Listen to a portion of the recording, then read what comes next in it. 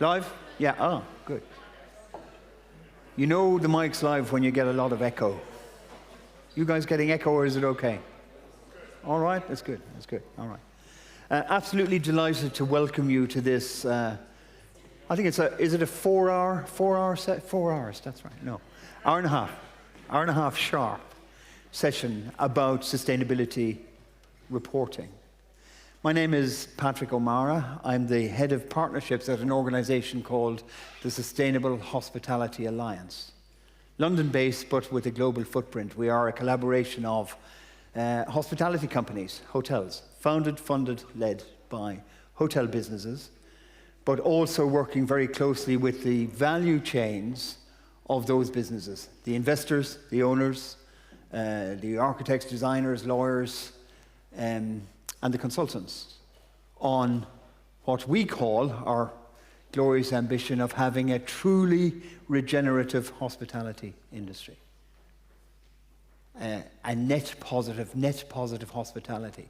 That's an industry that we believe we can achieve it, but it won't be easy, that does little or no harm, but does a huge amount of good for people, for planet, and for place.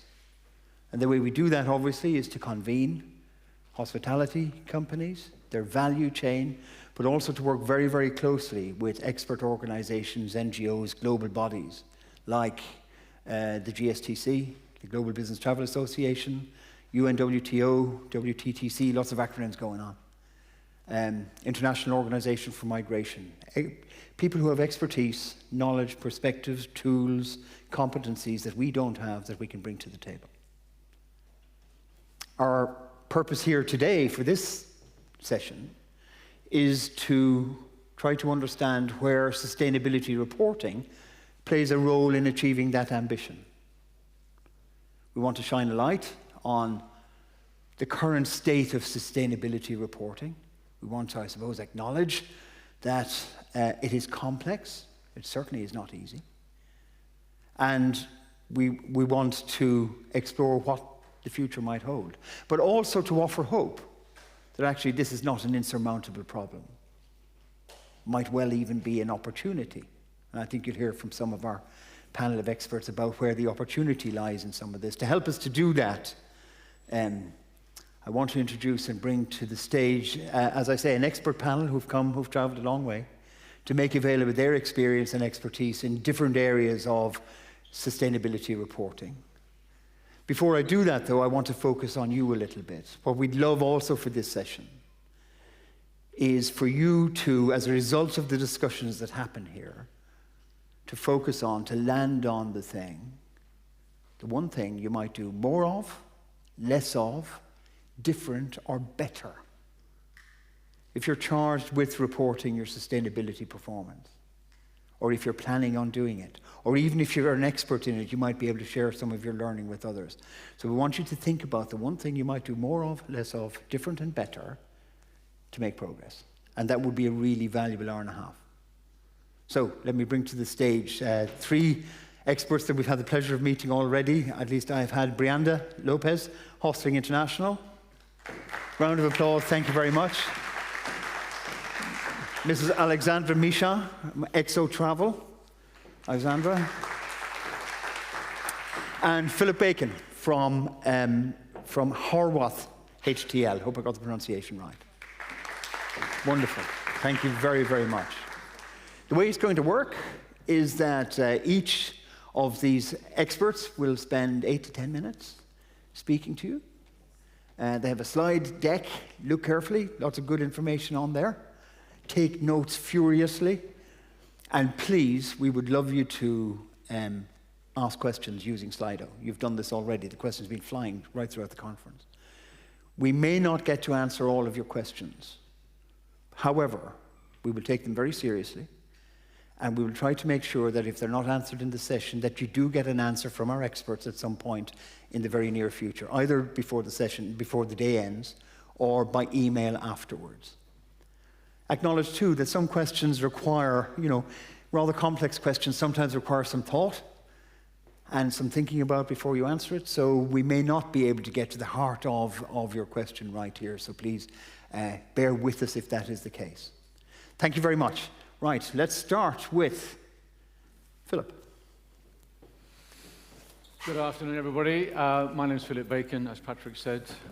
Thank you very much to the organisers for asking me to be here.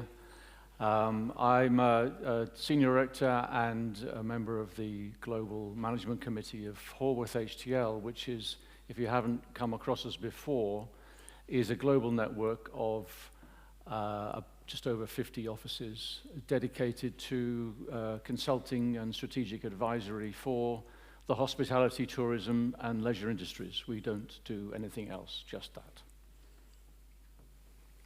Brianda. Hi, everybody. My name is Brianda, and I am the CEO of Hostelling International, or what is called the International Youth Hostel Federation.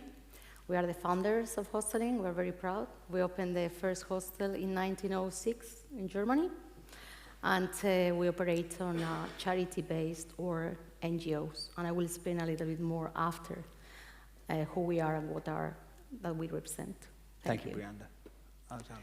Yes, I'm Alexandra. Nice to meet you. I'm the Chief Purpose Officer of Exo Travel. I mean that my mission is to bridge the gap between the talk and the actions in the company, and ensuring that we meet our sustainability objectives, and also that in our people's development and policy, we embed sustainability deep at the heart of everything we do.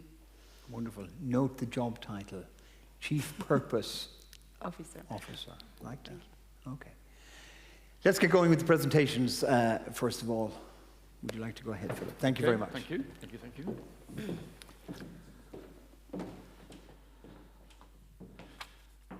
So, let's hope the technology works.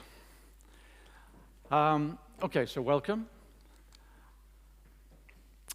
This is what we're all talking about. I'm not here to tell you what this is. I'm sure you all know.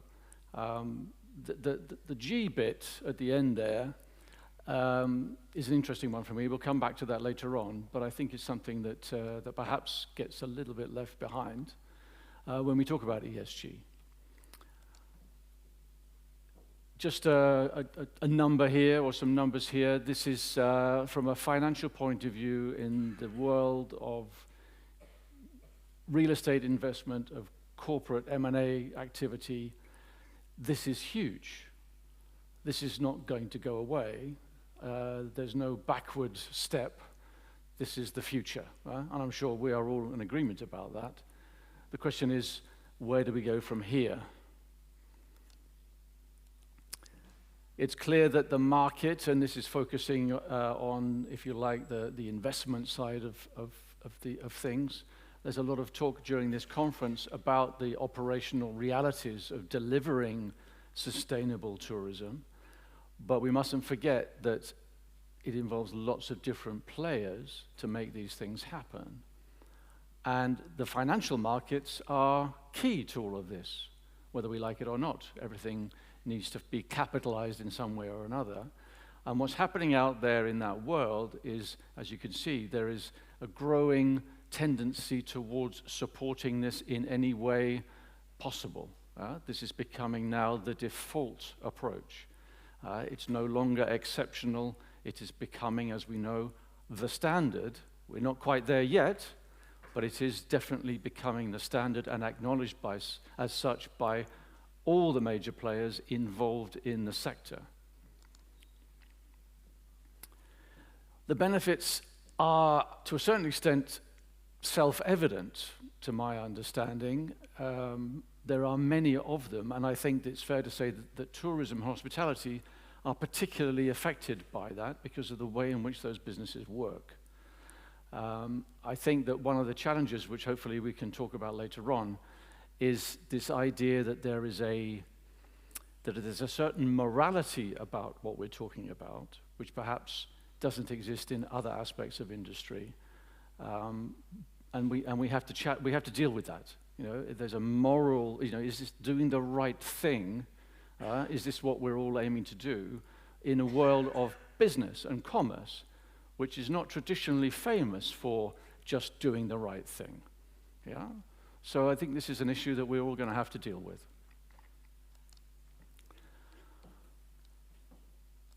The particular relevance, as I said, to tourism and hospitality is enormous because there's virtually no aspect of those industries which is unaffected by these sustainability issues. To a certain extent, it's simply because it involves so many people, both in terms of the guest side and in terms of the operational side, delivering the service to people. It's all about people. It's all about people's behavior, what they do, where they do it, how they do it. And that's why it's such a big issue, which is not to say it's not an issue for other industries, but it's particularly relevant, in my opinion, to tourism and hospitality. And now we're seeing increasingly that, as I said before, from an investor point of view, this is now becoming the thing you have to deal with. It's becoming front and center. It's all about whether or not this particular investment company, asset, whatever it is going to be sustainable. The question is, and this is what this section is all about, how do we know? How do we measure that? And who decides what we measure and how we measure it? So this is what the industry is struggling with to a certain extent, but it's clear to me, because I'm a natural optimist, that there is a way forward. There's light at the end of this tunnel. My background a million years ago is finance and accounting and stuff like that, also interesting things like that. But it's fair to say that this is a great model that we need to keep in mind. Nobody questions how to prepare a set of accounts in accordance with the rules. Imagine an environment where everybody says, you know what, I'm going to invent how to do accounting on my own for my country or my city or my asset, okay? It would be madness. And nobody questions that now. USALI, of which you may be familiar with, which is the uniform system of accounting for the lodging industry, was created more than 100 years ago originally, with a view at the time to create standardization and comparability between hotel companies so that in the end, from a financial point of view, you could judge whether or not somebody's doing better or worse than the other guy, yeah? And this is exactly what we're talking about. It is now accepted and nobody questions it. Clearly, you'll see from the 12th edition of USALI, which is going to come out next year, these issues are now being focused on, and the industry will start to measure these things, obviously from a financial point of view. But I think that we can learn a lot from how this approach has been adopted for 100 years, not just in the hotel industry, but in industry generally, in terms of simply creating standards. So you can increase the value these days with the right approach, with the right policies, with the right strategies, with the right operational delivery. You can now actively influence the value of your asset and whether or not you receive a loan from a bank. So that's becoming a new reality that everybody has to deal with. It hasn't, obviously, it's panning out right now as we speak, and who knows where it'll end up, but it's not, as I said, it's not going to go away. There's no going back. The big players in the hotel industry, they're all dealing with the post-pandemic era. If you remember, immediately post-pandemic, everybody was going on about how clean their rooms were. Do you remember that? Which made us all think about how clean they weren't before the pandemic. Yeah, bit scary. But they've sort of moved on from that and not banging on about how clean the rooms are. But now they're all making very clear statements. Most of these companies you see out there are public companies. They are simply obliged to have a clear statement about who they are and what they're doing about it. But as we've seen, it creates a lot of challenges for the industry. There is a balance to be achieved here. It's not easy, as Patrick said. It really isn't. The fundamentals of the industry also make that quite complicated because of what it does. It requires resources in order to build hotels. It uses a huge amount of resources to operate hotels and other tourism assets. But you have to do something about it. We have to deal with the reality of this market because the customer now wants it. And we're all, in our own way, responding to what is very clear demand-side pressure, whether we like it or not. Because all of us in this room are making those demands. And there's a balance to be found. As I said when we started this, the G bit is something that is often not talked about that much. I think it's because it's relatively boring for a lot of people to talk about corporate governance. It sounds pretty dull. It is, however, fundamentally part of all of this, because it's not just about the E and the S, but it's also about how you run your organization. Yeah? And that's something that it needs to be taken into consideration to achieve a balance in all of this, which one day will be achieved, even if it's slightly chaotic at the moment, and people are focusing on different bits of it, because either they can because it's easy or because it makes sense for them commercially.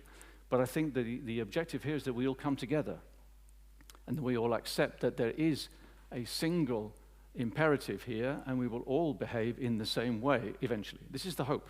This is what we're aiming at. So how do we report all that?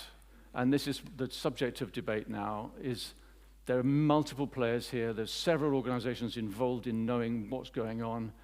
They all have different requirements. Who does that? How do you do it? What do you give them? These are all the big questions that have to be answered now, but it's up to the industry to make that happen. No one else is going to do it for you. Here are just some examples of what's going on, which I'm sure you're aware. There's many, many examples. Even within GSTC standards, approved standards, I counted them this morning, there are 36 different standards that are recognized by GSTC. 36, yeah? That's just scratching the edge, yeah? So the EU is wading heavily into all of this, yeah? They've got existing legislation and upcoming legislation. And that's going to make a bit of a wake-up call for everybody when they discover that actually you have to do this stuff by law. The banking sector is also, I do a lot of valuations. The banks are quite nervous about this now in making sure that they actually get the information that they need, because all their investment committees are asking for it. And the GSTC as well are doing their work in terms of how to measure things and how to create standardization. And there's this other, just mentioned EarthCheck as well, which I came across recently, mainly because of its connection with Kerzner, which makes a statement just lately about how they're using EarthCheck within their residential products to make sure that those, not just hotels, but residential properties are complying with their standards. And GRI, I'm sure you will come across. Okay, so these are just examples. We have some big challenges out there, which hopefully we can start to talk about in this coming session. I won't go through them now because we're running out of time.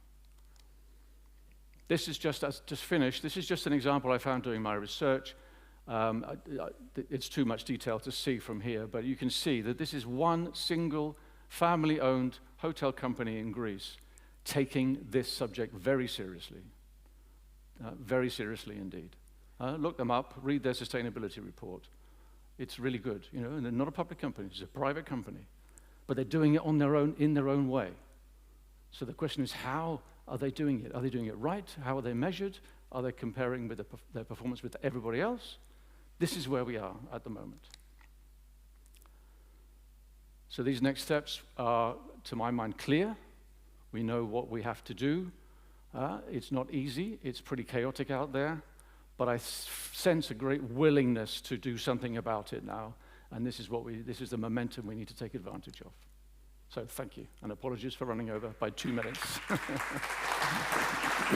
Thank you, Philip. Really appreciate that. I'm not going to worry too much if somebody runs over by a minute. We're fine. We've got loads of time for discussion. Let me just see if I can summarize some of the really important points you've made. We're at an early stage in the evolution of sustainability reporting. The drivers are, I heard you say 3, I think. Certainly the financial and financial markets, on the basis that if you are strong in your, if that is the word, in your sustainability performance, it future-proofs your asset. And that access to capital, you didn't use those words, they're my words, is determined to some and a significant degree by your understanding and your performance on sustainability. Yeah. So that's one, the financial markets. Your customers are looking for you to be sustainable. And the third one is regulation.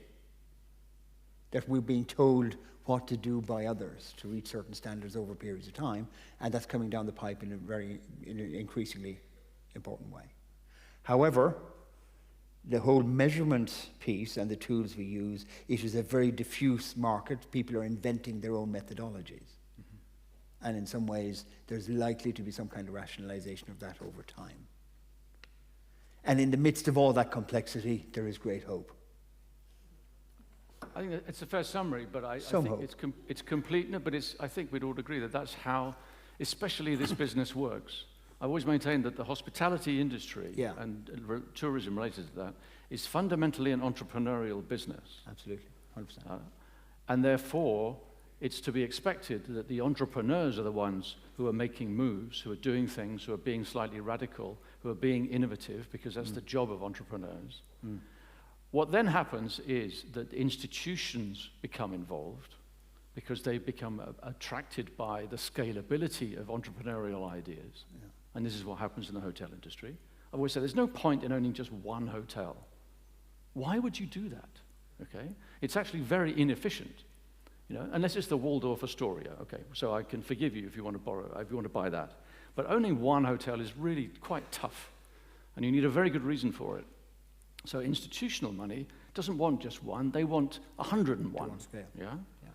And that's where the institution comes in. And governments and NGOs and regulatory bodies are always behind the times, by definition.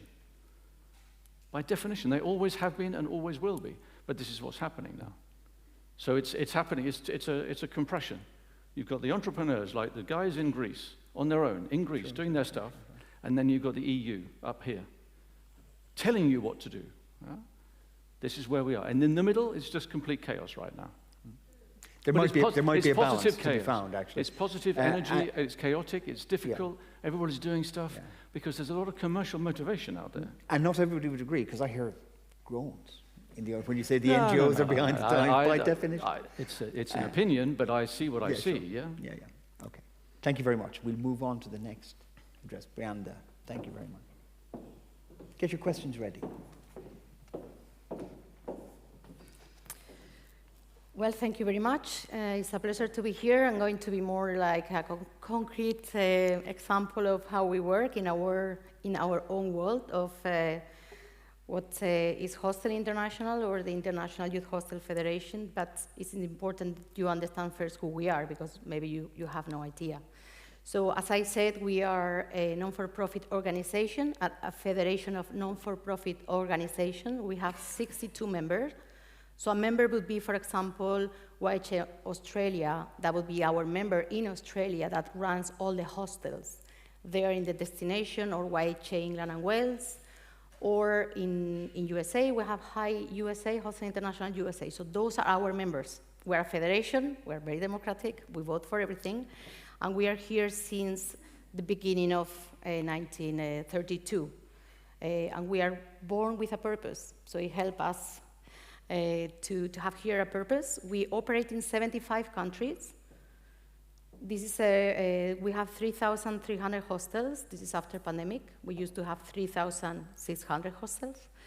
And per year, we have 33 million overnights, as well as youth people under our membership. This is where how relevant we are. Especially, we are focusing on market of youth, so it would be under 35, but we always host a huge amount of under 18 years old, because we host plenty of schoolers. So we know what's going on and what they are looking for the future. And it's easier to see that picture when you say 3,300 hostels. It's very easy to say that number, but when you have all these dots around there, working with a purpose, you see how relevant we could be for the destination. So this is who we are, but you are talking about sustainable management system, and with so many years operating hostels, we moved in the past from quality management system, let's not forget it, to sustainable management system. And the way we look globally is that, as I said, we have to have a local approach if we want to do something. Because we love diversity, we celebrate diversity, but we need to look at diversity. what is relevant in each of the destination. We are not at the same level of understanding everything we are trying to do, so we need to be flexible, we need to be adapted, but we need to have global policies to have a framework to start working on. Definitely, since the SDGs are here, 2017 we are SDGs oriented, that we are very much customer oriented as well. Our tools are going to be always developed by hostelers to hostelers. If you are not efficient, if you don't understand who is operating, if you don't understand your customer of using the tools, they are not going to use it. So we don't have the time, we don't have much resources. How we use the resources as good as possible, we need sometimes our own tools because we are not hotels. Our sustainability and quality certification, or a program, we like to call it program, is being recognized by national bodies like Finland, Slovenia, and Switzerland, give us a fantastic carrots to our hostels to join the program, but also it's not just about the program. Before, if you want to be part of our federation, you will have already requirements to enter that they already address social, environmental, and operations. So we don't welcome any hostel, we welcome hostels, they want to work with us on our mission. And definitely we need partners for that. You know, we work with My Climate for climate protection. We need partners to make and to add value to everything you give to hostelers that they need to be working on this. And of course, the last part is digitalization is key to make these things working. So this is how we work. This is the system that we have today. And I'm not going to go a lot in results and things like that, but flexibility would be also about having different reports based on your own requirements on your destination. So again, remember this destination focus because we are not all the same and we don't talk to the same audiences. Before the SDGs came, we created our own sustainable hosteling approach. We want to help, and you need to train also on those areas, and we need to make it as easy as possible. So on the left side, you see what we have defined are the areas of hosteling, or what we call sustainable hosteling. And those are extremely connected to the SDGs. But we operate differently, but we have to make the bridge and connect to actually what the tourism industry is looking at, what the United Nations said, guys, everybody has to work on the SDGs. So, okay, how we are working with them, how do we report on those, and how do we understand them as well, isn't it? So it's about how we bridge between global level to local, and make it easy, or as easy as possible to them. But let's talk about reporting, and I'm going to talk about, for us, reporting is an act. You know, it's a huge word and means many things. For us, reporting is part of the continuous improvement, because we are not working on reporting, we are working on improving, continuous improving. And that means to have the whole cycle of planification, tools, measurements in place, processes, but the reporting, if it's a ticking box for you exercise, like, finally, I finished my report, what is the value of that? For me, nothing.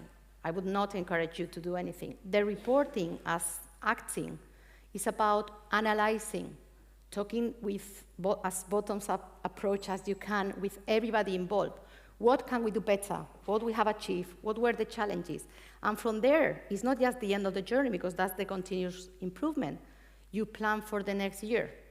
You take care or into consideration what the customer needs, what are your strengths, but also the demands and trends from the market, but also approving and improving what you are doing. So it's really, once you enter in the cycle, it motivates a lot the people, because they understand and they think that they can achieve things, because motivation in reporting and the continuous improvement is key.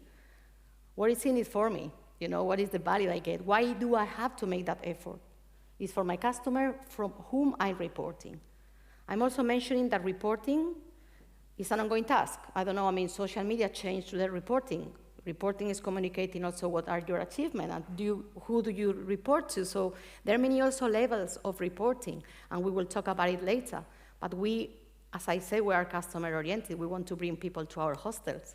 And then we think we can actually influence them and change behavior. But just bringing to the hostels, we need to also look at the value and proving that what we do we have a system that is transparent. So for me, the power of reporting is in the acting. That's what I'm talking about. And the analyzing and looking to the future. So I'm just going to finalize with, yes, we have done a lot. We report for many years, but I don't think we're maximizing this power. And we are not in the position where we would like to. And this is where we are now looking at evolving, and evolving together, because we do it with our members. And this is where, I think we're trying to change our mindset, and we are looking at the potentially not the last one, not the green area, but we are between what they call reporting on the triple bottom line. This is what is called inside-out organization. I'm working on those standards because I believe in those standards. I'm reporting on those standards. But we are moving to what is now outside-in organizations, or I don't know if you work with the theory of change. The outside-in concept is more about what is relevant for my destination. I have my hostel in a destination, so what can I do better to contribute, regenerative tourism, social practices? How can I actually first find out what is relevant in a destination and then decide what I'm going, not just to report, but act on it? Because the value of my sustainability actions will be better. If I would go everywhere and I would say, guys, everybody, you need to work on water. Water savers are extremely important. The Norwegians are going to say, what are you talking about, guys? It's not relevant at all for my destination. So if we don't have priorities and enough resources, how can we be more powerful? And I think this outside in could also not just thinking about you changing in the future, but changing the services that you have, the programming, because this is a true value. And it also triggers better motivation to those that have to be involved. One example I'm here and showing, we have also global reporting, thanks to the SDGs. This is the SDG index, and this is Spain. So if I'm a Spanish hostel, and I have to work on sustainability, this red, yellow, and is going to give me the opportunity to see where can I actually support better the place where the destination is. Because, we have to work on the SDGs as well. So why do I have to work, for example, in gender equality? Well, gender equality, of course, is very important. All those SDGs are important. But it gives it the opportunity to each of our hostels to be more relevant to our stakeholders, to the governments, and to those we want to influence, because we are more purposeful focus. So I think that's why we're looking at. There are other important indexes, like the gap frame is another good one, but we have enough international data to actually change the way that we look at reporting, but also the continuous improvement, because we want to be more relevant. So this is the way we are looking into the future. And therefore, once we know which are our priorities, we will go back to the rest of the circle, and we will reassure and change our standards as much as we can. So this is what we're trying to do, truly integrate sustainability with everything we do. We don't understand why we have to have different reports. We just want one report, and it has to be sustainability, and it has to be embedded in everything we do. Outside-in shifting, and then, of course, aligned with every report that we do. So this is me, Patrick. Thank you very much.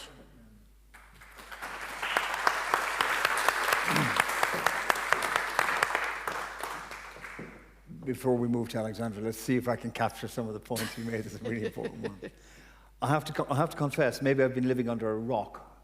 It's my first time seeing the word glocal. Have I missed out? Is this a thing? Have I made so glocal? Yes. All right, that's a new one. There was a conference about glocal in South America last year. Clearly, I wasn't there.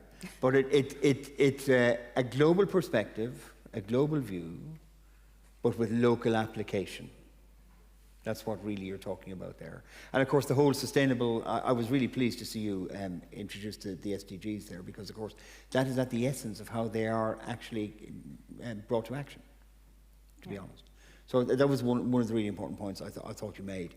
One of the things that interested me was that you say that, and I don't know whether you meant in relation specifically to sustainability reporting, that the structures and methodologies that you're using are created by hostelers for hostelers. So you build your own, but with involving everybody. It's not something that is handed down. It's something that's widely co-owned and created. Yeah.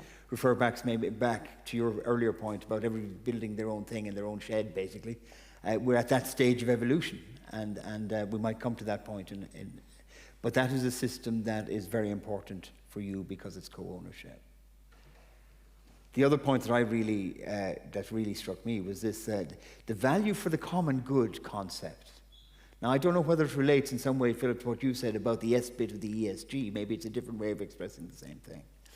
But you said there's not enough focus on that. We might come back to that. But this idea that a business exists to benefit all, that's at the heart of our ambition at the Alliance, actually, a truly regenerative hospitality industry that does no harm but does good for everybody who is involved.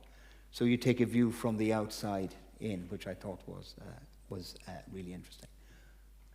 And the idea of reporting not being an end in itself, I think is really important, because everybody dwells on, is the report done? What is the annual cycle? How many pages is it? What does it say? How is it different from last year? And sometimes we forget that actually it's a tool to drive continuous improvement. I think it depends on who your stakeholders are sometimes, who's asking for the information, right? And what are your trend data and all the rest of it. But to use it as a tool for continuous improvement, I thought was a really important point. Brianda, thank you very much indeed. Thank you. Over to you, Alexandra. Thank you. Oops. Okay. So I'm here today to share a bit of our insight on sustainability management systems. So I work for ExoTravel. ExoTravel is a destination management company based in Asia in 10 destinations. So our purpose is to deliver joy, expand horizons through crafted travel experiences that benefit local communities and the environment ultimately. So we provide travel services to tour operators, travel agents, event organizers from around the world. 70% of our travelers are individual, family, couples, and they are mainly coming in our destination for leisure purpose. So even though sustainability is in our DNA, over the years we've been working on setting up frameworks, policies, guidelines to help us drive our sustainability agenda forward. So to ensure that all our team members and our suppliers are aligned, and we are revising those documents every 5 years. So in order to also better refine our sustainability agenda, we've been looking at our material topics, taking into consideration feedback from our teams, from our employees, and looking also at the impacts that this topic have on the travel and tourism sector at large. We've also been asking our clients how they want to promote sustainability to travelers. And as you can see, their expectation and their answer shows that they'd like to be able to select and promote responsible hotels to travelers. So that's at the forefront of what they are looking for, based on the different surveys that we have led. So, well, I also wanted to walk you through a bit of our sustainability journey.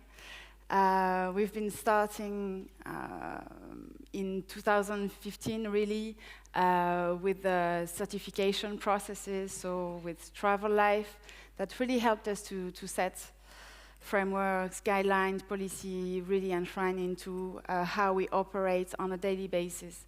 So this has been very powerful for us to work with Travel Life certification.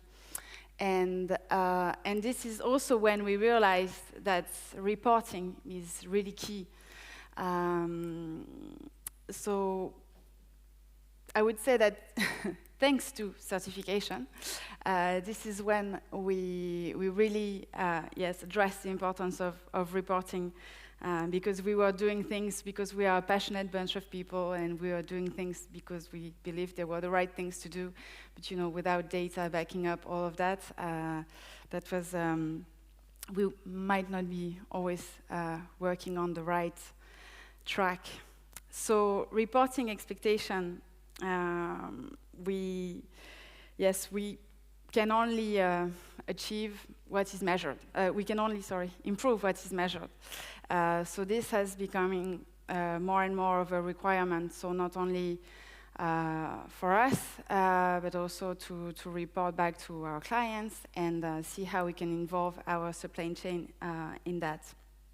So our supply chain is mainly composed of hotels, transport companies, and tour guides.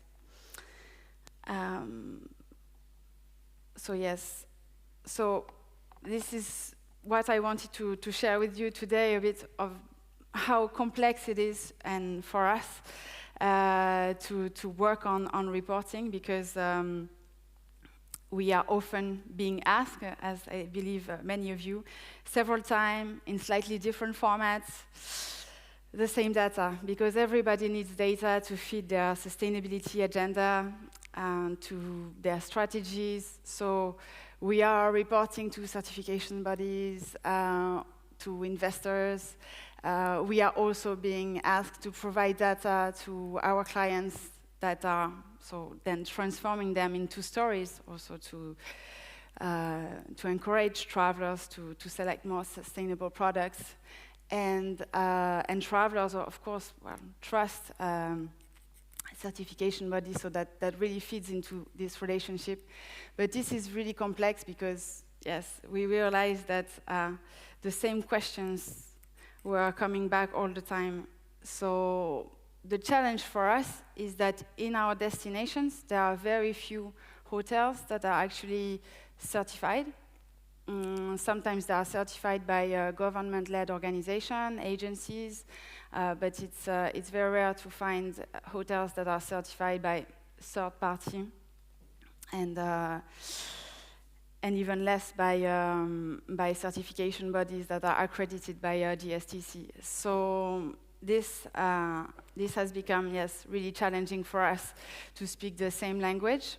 So in our destination, there is really a need for sharing about sustainability, for helping people, and especially smaller hotels, because the hotels that we prefer are smaller scale hotels, independently owned, small resorts in Laos, 5 bungalows, those hotels that our clients like, and they like to work with us because we provide this type of experience and we connect them with those hotels. So this has been, especially when we started in 2015, this was extremely difficult to get information from them on what they were doing. And it's not because they are not certified that they are not actually taking actions and being responsible in the way they operate their business. They're actually doing a lot of things quite naturally. So we are struggling with that. And we know we are not the only ones. We've been surveying hundreds of properties. Me, myself, I've been surveying so many properties, going there, asking people what they were doing with their waste management, with their grey water, and it was, we felt consistency in data measurement was, not there. There was a lack of tools and technology to support our partner hotels, and also sometimes difficult to ask for transparency because hotels don't necessarily want to share with us what they are doing apart from the successes. And that's we need collaboration because we are all interdependent. You've seen it in the chart before. So this is the type of data that we manage to gather through surveys, through self-assessments, through me, the teams, and everybody going on the ground and trying to find out what was happening in those hotels that we are actually selling. So reporting is really important for us because it helps to also to deliver some advice, to see what's happening, what's working, and then share it with the others. We've been doing a collection of best practice that can be applicable in our destination, because sometimes we find information of what can be implemented in Europe, in the US, but very rarely in Asia, really adapted to the local situation. So that's for us how we use this data. So trying to accompany our supply chain to to improve their practices, but also internally. Then, if we know which hotels should be our preferred hotels because they are more responsible, then we can set KPIs and have our travel consultants aware of hotels that they should put forward, and we can reward them and their performance into promoting more prominently responsible hotels to our clients. So we've been looking at the number of room nights and also our impact and what the reporting can generate for us. And I will end this presentation with an example of what we've been working on, because we realized that not only Exo Travel, but all our competitors, to name a few, Kiri Travel, Asian Trail, Destination Asia, we were all going through the same certification process, and we were all asking the same supplier, basically, to provide the same data in slightly different questionnaires and surveys and self-assessment. So what we wanted to do was to have a shared platform, B2B, so not the same information as what can be found online for travelers, but for us, B2B platform. So we joined hands with Hotel Resilience, made a presentation yesterday. So they had a self-assessment and some learning materials on climate risks assessment. And we came in with the responsible practices. So we, using the GSTC criteria for hotels and the surveys that us and the competitors have been using with hotels, we combine that into a free self-assessment that's accessible online, because we believe it can be a first step towards giving confidence to SMEs and small hotels to go for a certification if they see that they achieve a certain level through the self-assessment. And the whole objective is to have this data shared across, so that it's not only Exo asking data to hotels, but the same hotels that we are using with our competition, we share the findings on what they are doing towards sustainability, and it makes it easier for our teams to know which hotel they should source, promote. Of course, if hotels are already certified by a recognized certification body, then this helps to skip through the assessment, of course. But yes, this was the idea of the project and what we've been working on. So not alone, again, with our competitors. And yes, and we are not only working on reporting for hotels, but also on social impacts we have through the experiences we sell, etc. But I will stop here because my time's over. Thank you very much for your attention. Thank you, Alexandra. Thank you.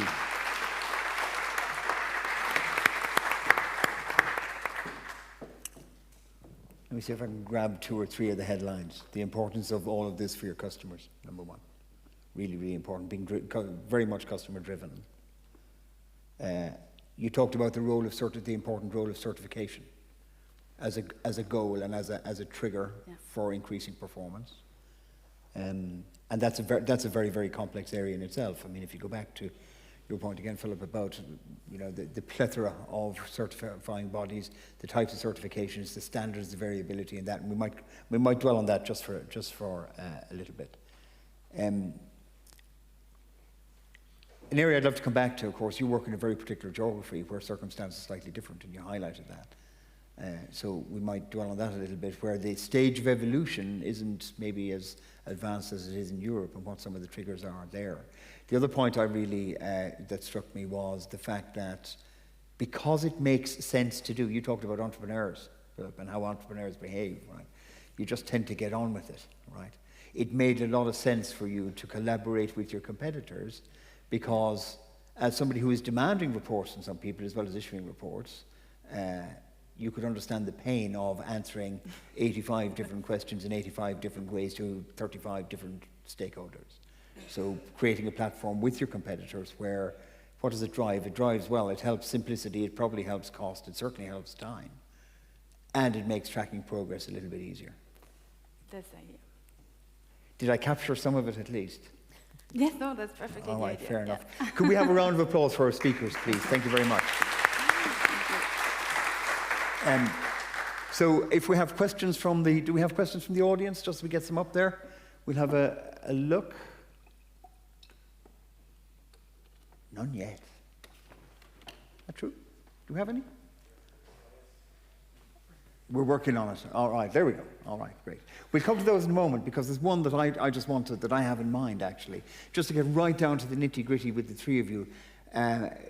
With you, Alexandra, as somebody who both issues reports but also asks for reporting from your suppliers. Brianda, you issue a sustainability report. You have a self-built management system, so you're putting report knowledge out there. And of course, Philip, as somebody who reviews these, looks at them, values properties, look at sustainability reports, all that. Just give me 5 or 6 things, the specifics of what people are reporting on or what you ask them to report on. Just the absolute nitty-gritty of the thing, the actual, the things they are counting right now. Well, if I may start, simple things. Certification. Yeah? Some sort of a seal of approval by some respected body. That's something that people are looking for. Yeah. Not in any particular order of importance, but just something. You know, are they going to get for? Is it BREEAM certification? Is it Green Globe? Whatever. But it's comforting if you're talking about the financial world that somebody's taking that seriously. And then simple energy, water measures, kilowatt hours. You know, what is the actual number? That's what they want to know. Yeah. My point is, how do we know if that number's good or bad? Yes. Yeah. Yeah, it's a number. Well, you can look at the trends over time, I suppose. But certainly it's energy use, it's water stewardship, and water use. Food waste is a big thing. Food waste. Food waste is massive, if you think about it, in the hotel industry. Okay. Massive. Yes, it is. It's a very significant one. But very often seen in the context of a whole wider range of issues, actually. Mm-hmm. So generally, it's energy, water, waste of all kinds, particularly, and plastics has come up in this conference several times as well. So that's one that's difficult to get around. Yeah, and green buildings in the end. And green buildings. Green buildings. Yeah, carbon, embedded carbon. Brianda, what are the things that concern you in terms of the very specifics of reporting? Well, we need to report to different people, so we have different type of communication to report. First of all, we're a charity, so we are in the United Kingdom. I think one of the most strong, or the strongest UK charity law we have to report to maintain our charity status. So for that, I mean, we have a mission that is about facilitating youth travel, educating in promoting education to care about the environment, other cultures and cities, and most important, our social part, we are very proud, is social interaction. So we need to report on performance to actually keep our charity status. Here for our organization, for all organizations, so we have to show that we are actually investing in implementing that. This is one part. Then to the stakeholders. The second part, I would say, is definitely the data that we keep. You know, we have a quality area, the economic side, environmental but social. We have huge amount of activities and social activities that they happen every day at the hostel, from non-formal education, formal education, and different type of activities, because for us, intercultural exchange, breaking boundaries between the people that meet at the hostel is important. So we have to report on the 3, definitely. Okay. On the environmental performance would be the CO2 emission. That's also important. And then the last is how do we communicate to the customer? And this is another type of report. But in each member organization, they will have different requirements, like GRIs, we were used to do it in European countries, but in Asia not. So I think then you have to go to the local part of reporting. That's summarizing. There's plenty of things to report. Yes. Too many. Too many. Thank you, Brianda. Alexandra. Yes, I would say you really have to adapt. Also, I think the type of data you are asking, who you have in front of you. I'm not going to ask a very small family-owned hotel for their carbon footprint. I mean,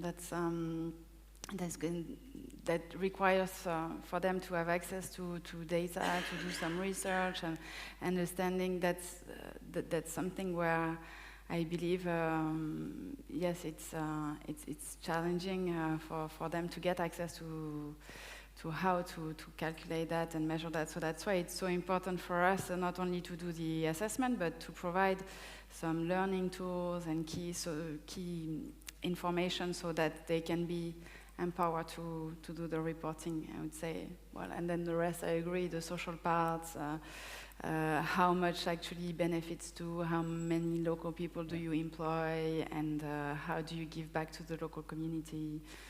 I mean, on top of all the it's not just on the hard environmentals, it's also on some very important on the social impacts. Yes, absolutely. Yeah, which is really, really important. And your point earlier about the governance actually is an important one about how organizations manage how they collect data, how they manage the data, how they report it, and who is accountable actually, and what the longer term strategies on that are. Yeah, I don't know. I have a feeling that perhaps because we've started with this ESG thing and it's become almost a word on its own. Yeah, it's a word on its own. Yeah, it has. I'm not entirely sure that it should be. I think I that agree. we should be splitting it up to a certain extent, because imagine a wonderful world where the E bit's not necessary. You still have to have the S bit and the G bit. Sure. Yeah? Sure. And they're very different things, and they operate in different ways. They're connected, obviously. Yes.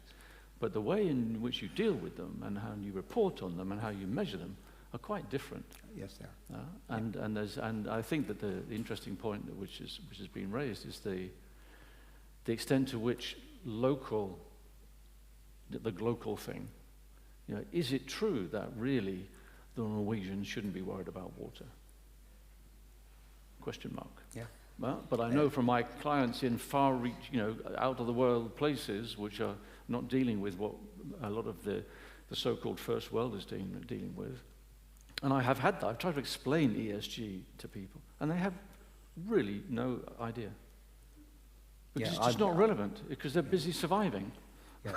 Well, we're dealing with hospitality companies who are very new to the agenda, where we're still at a stage where, for a lot of them, the basics actually, you need to make you can't make any assumptions at all about what they know and don't know.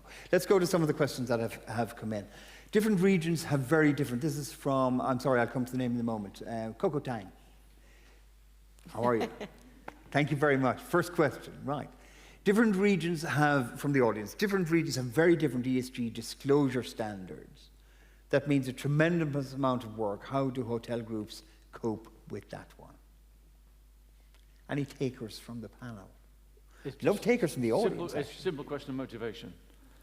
If you're a public company, you have to. You have no choice. And they put huge amount of efforts into this now. I mean, they really do, because they have to. Because the capital markets will not let them get away with not doing it now. So it's a competitive issue. And they do. It's not easy, but they have to. Yeah. And certainly from the companies that we work with, certainly the large global ones, they are putting in enormous amounts of effort. They acknowledge, of course, that standards are different in different places. And I think that what they are trying to do is find where the standards are highest and requirements are most demanding. They will certainly focus on that. And then I think they will probably drip feed those standards across into geographies where those standards don't apply to this extent. They will take what they know in one place and apply it somewhere else. And I know they take it hugely seriously. Any hospitality sustainability experts in the room? Over there. Would you like to? Yes, how are you? I can see you barely, just about. Are you working for a large hospitality business? We've been developing responsible business programs for the hospitality sector for more than 2 decades. Right.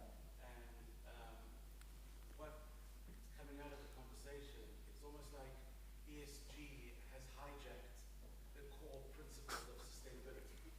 Your point. Sustainability is made up of the 3 Ps: people, planet, profit. Okay? Yeah. Now, ESG is the new word for CSR, and CSR is one part of CR. And CR, which is corporate governance, is one of the 3 pillars of sustainability. Yeah. So when we're talking about sustainability, we should be talking about it in its entire context, not just environmental sustainability as what's happening in Europe. Yeah. So when we talk about sustainability, it's about the 3 pillars, and people include the socio part, the cultural part. And all the reporting, you know, it's all out there. And how do you measure the well-being of people? Look at Bhutan. They became the world's first country to no longer measure the well-being of its people based on economic indicators, but based on happiness indicators. Sure. So how do we take those, a model from Bhutan, and bring that into hospitality? I think you make a very fair point. By categorizing it, by codifying it, you take it out of the mainstream, actually.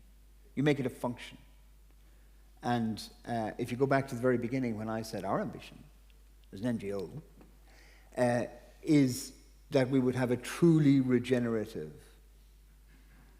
hospitality industry. And I think it goes beyond, actually, I think it goes a bit beyond profitability. I love this idea of prosperity, actually, of which profitability is a part. The only way to get decision makers on board with these principles is to put a focus on the numbers. How to turn what true responsible business is all about, which I think what this should be all about, is how to turn actions into financial numbers.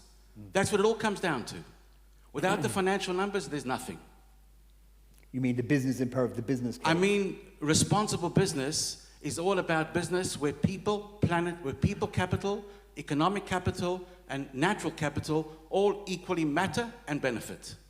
That's what true sustainability is all about. Certainly won't disagree with you on any of that. Can we thank you for your question, Coco? Let's move on to another one. They're moving on. Yes, in the hotel sector, this comes also from Coco. You've been busy. In the hotel sector, is there a strong link between ESG rating and financial performance? Well, there's a short answer, which is no. Which is not very helpful, is it? No. No. There should be. There should be. And we're, as the gentleman said, I mean, we've only just started really to deal with this. It's not a new idea, all that we're talking about. You know, I've been consulting for 20 years, and I've never come across anybody who says, you know what, I'm going to create an unsustainable resort. Yeah? Nobody does that. Nobody does. It's not a new thing. But the attention that it's getting now is, to a certain extent, related to this issue of financial performance. Because the financial markets have got involved in a very heavy way. Okay? Previously, I don't think it mattered that much, to be honest. I think was that if you made money, then that was great. We didn't quite care why or how. Now, it matters. It matters. So we've only just started, I think. I mean, the truth is that probably today there is a financial impact on your business if you're really serious about it. Really, if you're really, really serious about it, it's quite difficult and it's quite expensive, okay? And you then have to have deep enough pockets to push through the pain. But those will be the winners in the end. Those will be the winners in the end. And hopefully they'll leave behind people who take a more cynical view. Yeah. What we find certainly is that this is becoming a really, really important issue, actually. And organizations, owners particularly, are becoming very concerned about the idea of future-proofing their assets by making them much more sustainable, and the risk that they will have, you know, something that is worthless in 5-10 years, as those forces that we talked about, the regulatory forces, the customer expectations, gain much more momentum, that people will not want to do business with them, or that you as a supplier to them or as a customer of some of these places won't want to do business with organizations and buildings and assets that are not sustainable. I want to come to, where is Willie Legrand? You're in the room. There you are, over the very back. Professor Willie Legrand, who is an academic and expert in this area. Willie, you have a question here, but instead of reading this question out, I'm going to ask you to ask it from the audience, Willie, if that's all right.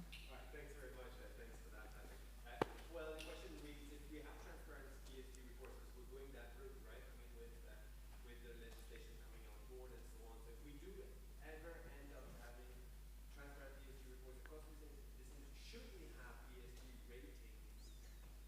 want the performance, want that greater transparency. And is that the way that we're going so that businesses have got ratings no longer for their reports that want the performance? You mean sort of marks out of 100, numerical, not just getting back to the money, but translating that into a figure of some kind. Is that your question? I don't think we have a choice. It's what's going to happen eventually. It's what should, in my opinion, it's what should happen, because that's exactly the way that the financial performance is judged right now. That's what we've been used to. It's taken for granted. It's how life works. Yeah, there are standards about financial reporting, and there is a right and there is a wrong way of doing it. Okay, but as I was saying earlier on, the issue that we're dealing with now, there is a moral component to it. And therefore, the words right and wrong become slightly different things. From an accounting point of view, there's a right way and a wrong way. And if you do it wrong, you can go to prison. It's very simple. But this is far more subjective and more complicated. But we have to do it. We have to do it. Brianda, if you were as CEO of the organization that you run, and if this was becoming a requirement that every one of the hostels that you oversee, at 3,300, Yes. were required to, over time, have an ESG rating. So now they're all reporting, and they're reporting on different things. How much of a headache is that for you? Would that be? Huge. I think it's we wouldn't be very happy on that. I think when it's such a bottoms-down approach, I don't like that, because imposing things on sectors they don't really understand. I think if this is for investors or certain actions, I think it's good. If you provide a framework, because we are already reporting on social, environmental, and the charity requirements, as I said, requires a strict governance pillar. Now, if it's easy for me to use the data that we have and compile already for years, and to create this report that is it doesn't cost money and time, then let's see. But everything we do has to come with a value. You know, I mean, doing things for reporting by reporting, or reporting because some bodies, they say we have to report, is not the way to standardize alone. You know, I mean, we already have other areas where we can look at it. So I don't think that's the way. I mean, corporate social responsibility didn't work, in my opinion, or didn't trigger change. And I don't think ESG is going to do the same, but this is my own critical opinion as SMEs, or, you know, I mean, we need to come together into an agreement of that, because we are already required to do many other reports, and I don't think that's the most relevant or important to my organization. Thank you for that, Brianda. I have a feeling we're not going to change the nature of things. Change the nature of things. We're not going to change the nature of things, and I think it's likely that it will be driven by the capital markets and public companies in the same way that the hotel industry has been driven by that. Because now, if you take the reality, for example, of my world, I spend a lot of my time helping entrepreneurial hoteliers dealing with international best practice. Yeah? There's a standard out there, and there are, if you like, right and wrong ways of doing things, or better or worse or more efficient ways of doing things. And that standard has been set by the public companies because they have no choice, they have to. Because their stakeholders are the public at the end of the day, and institutional investors. So they have to, which is why they are so determined to deal with their sustainability reporting. The local player, okay, makes a very positive personal choice. Nobody's really forcing them to do it. Yeah. So if they, from an entrepreneurial point of view, if they decide that they want to change, they want to move on, and that's an international best practice that they need to implement. So I think that the answer to the question is yes, of course, but it will happen at the public company level first. And interestingly, what may happen is, you know, when you come to value a company, I don't know if anybody of you do this, but you have to go through all sorts of hoops in terms of working out what discount rates are and things like that. And one day, there will be a component in that calculation that relates to this. Today it isn't there, but one day there will be. The trickle down will take quite a long time. The other thing, and Professor Legrand will know this very well, that you know, is about comparability. You know, depending on people's knowledge, people's competence, the tools they use, their location, who owns the building. You can't get, it's very hard to get a comparative rating. So you would need a system that takes accounts of some of those really, really important, very complex things about location and geography, and you work mostly in Asia, for example, where... Yes, I mean, to add to the answer to the question, I think this is, we ultimately want tourism to grow organically in destinations, and what we found in the beginning when we started looking at, which are the hotels that we work with that are sustainably certified, and we were left with using big chain hotels name, and well, this is great that taking it on board, but that's what happen if we use ESG ratings. I mean, then we will promote international hotel chains more than locally owned independent hotels that actually, yes, were built in the destination, are being run in the destination, and bring benefits back to the destination. So this is where I find. That, you know, sometimes yes, the framework, the transparency, consistency is really important, but at the same time, yes, we have to acknowledge that tourism is a sector also that is very complex, diverse, and we want it to grow, yes, organically in destinations, to promote lesser known destinations, to, you know, so that we don't bring everybody to the same places in the same hotels. Thank you. We have time for one more, very quickly. And I know there's a really important question here about supply chain, which I think requires some thought and some, you know, quite a lot of thought on that one. And we might just spend, we're not going to go to that, but I think it deserves an answer, actually. So let's just mark that one, because it's a really important one. The short answer is yes to the problems, certainly. There's no doubt about that. But I want to come to the question at the very top of the final question. We've got about a minute and a half left. The S of ESG is complicated and difficult to standardize in tracking, measuring, and reporting. Are there good examples you can share from the hotel sector? If you know of any, certainly I know of a number. I think hotel companies are focusing much more on this now. And very often driven fairly recently by humanitarian crises and by natural disasters, actually. And I think there's an increasing emphasis on local supply chain and on sustainability. And that's why we, for example, now are talking about this whole idea of place being really important. You know, that by virtue of being in a particular location, that you do good, not harm. And that's about employment locally, it's about education, it's about local engagement, it's also about getting some companies trying to get guests involved as well, but also about sustainable supply chain. And very often we have examples of where the opposite has happened in the past, actually. Anything you'd like to add to that question? Because it's a really important question, the S part of that. Because you've been very focused on this in particular, on the social impact. Yeah, I mean, for us, good example in social, I mean, everything we do is, as I said, they focus on intercultural exchange and socializing, and we have plenty of programs. One example, as what I said about impact and connecting, is the case of our England and Wales. We have 100 hostels in England and plenty of in the countryside, and they are really focused on giving the possibility to young people to participate in the programs and what we call adventures. So we have linked that to a huge issue that is happening, especially after the pandemic, and this is under the well-being SDGs, is mental health. So what we are doing is actually transforming and adapting the hostels programs in terms of activities and adventures, and to provide young people the opportunity to leave the screens behind, interact with each other, maybe kayaking for the first time, climbing for the first time, and then it gives us the opportunity also to report. We have involved already 1 million young people.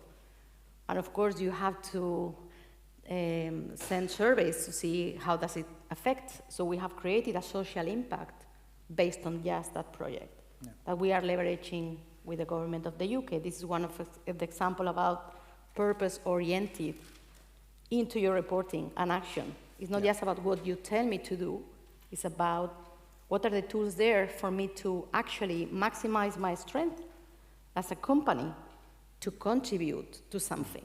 So that's why regulation is fine till certain, I think that's one example.